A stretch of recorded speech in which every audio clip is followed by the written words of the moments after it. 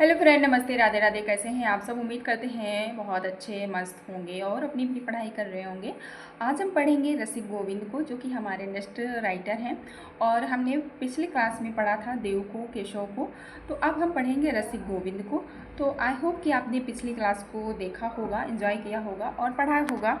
अगर आपने नहीं देखा है तो प्लीज़ देख लीजिएगा। और नोट्स आपको चाहिए तो टेलीग्राम यूज़ कर सकते हैं।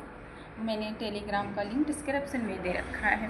तो आप नोट्स बना सकते हैं, लिख सकते हैं अपने हाथों से, क्योंकि जो हैंड रिटन नोट होते हैं वो बहुत अच्छे होते हैं। जो हम लिखते हैं उसका क्या होता है, वो हमारे सीधे दिमाग में सकता है, और जब हाथ और मुंह दोनों चलते हैं तो हमको ज़्यादा याद रहता है। बाकी आपकी मर्ज़ी, जैसा पढ़ना हो वैसे पढ़िए। चलते हैं अपने क्लास की ओर। और हमारे राइटर हैं रसिक गोविंद। लेखक कौन से हैं? रसिक गोविंद है, जिनका जन्म हुआ है 1743 ईस्वी में। और ये कहाँ हुआ था? जयपुर में हुआ था। ठीक। इनका परिवार क्या था? वैश्य थे। ये कौन से परिवार से बिलोंग करते थे? वैश्य परिवार से बिलोंग करते थे। संपादन है इनके निम्बार्क। मतलब पूछा जा सकता है कि रसिक गोविंद किस संपादक के हैं, तो आपको पता होना चाहिए कि निम्बार्क संपादक से है। इनकी मृत्यु कब हुई थी? तो 1848 में हुई थी। और कहाँ पर हुई थी? तो ये हुई थी वृंदावन में हुई थी। कहाँ पर हुई थी? वृंदावन में हुई थी। और इनके ग्रंथ कितने हैं? तो इनके ग्रंथ हैं 7। ठीक। नेक्स्ट है रामायण सूचनिका। तो ये में राम के जीवन की कुछ झांकियाँ प्रस्तुत की गई हैं। मतलब इन्होंने कुछ राम की झांकियाँ प्रस्तुत की हैं। अष्ट देवभाषा एक शब्द कोश ग्रंथ, माधुरी रस का सार, गोविंद घन 4 प्रबंध में। और पहला है इनका प्रबंध। प्रथम प्रबंध है रस का पूर्ण एवं विषाद वर्ण। और दूसरा है द्वितीय प्रबंध नायक नायिका भेद संबंधित तथ्य हैं। तीसरे में है तृतीय प्रबंध है काव्य गुण दोष और प्रयोजन रीति आदि का वर्णन दिया गया है। चतुर्थ प्रबंध में है अलंकार ग्रंथ है, और जिसमें शब्द अलंकार व अर्थालंकार का उल्लेख करते हुए अलंकार की संख्या 128 बताई गई है। कितनी बताई गई हैं? 128 बताई गई हैं। और शब्द अलंकार में 123 बताई गई हैं। तो ऐसे पूछा जा सकता है कि रसिक प्रिया के चतुर्थ प्रबंध में कितने से अलंकार की संख्या बताई गई है? तो 128 बताई गई है। शब्द अलंकार में कितने हैं? तो 123 हैं। तो इस तरीके से क्वेश्चन बनता है, जो आपको पता होना चाहिए। तो चलते हैं अपने नेक्स्ट पे। और 5वां है लक्ष्मण चंद्रिका। और छठा है कलयुग रासो, जो कि है आदिकालीन प्रवृत्तियों का अपनाते हुए रीति का संपर्क विचन है। और 7वां है जुगल रास माथुर, रस संबंधी तथ्यों का विवेचन है। क्या है?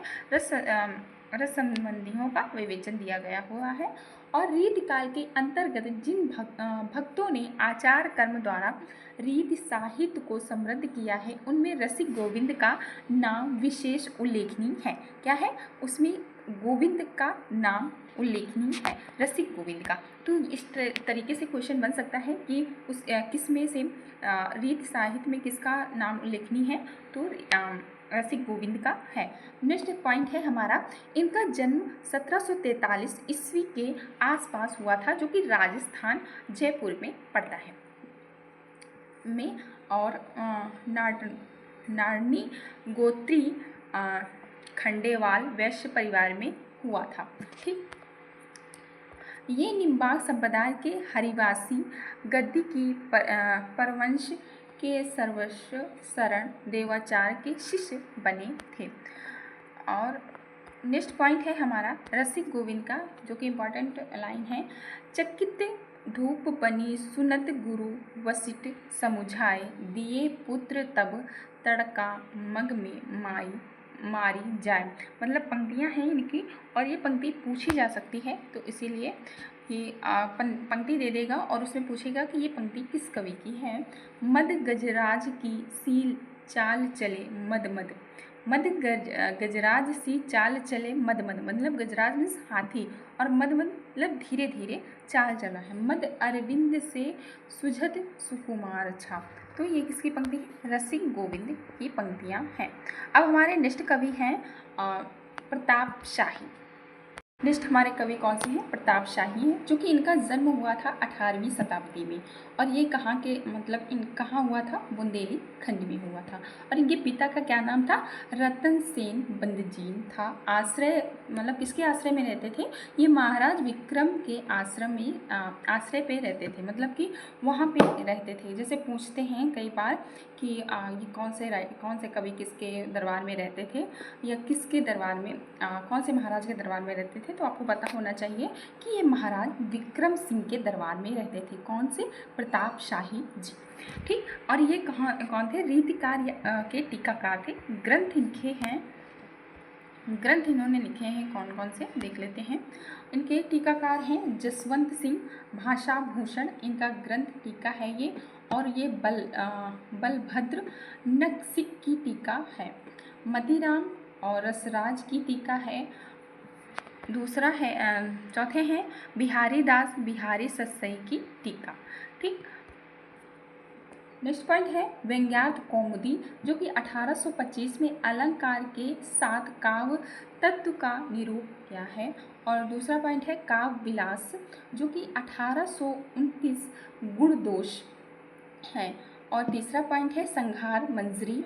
और चौथा है संहार गिरोमणि, संहार रस के साथ सभी रसों का किए गए हैं।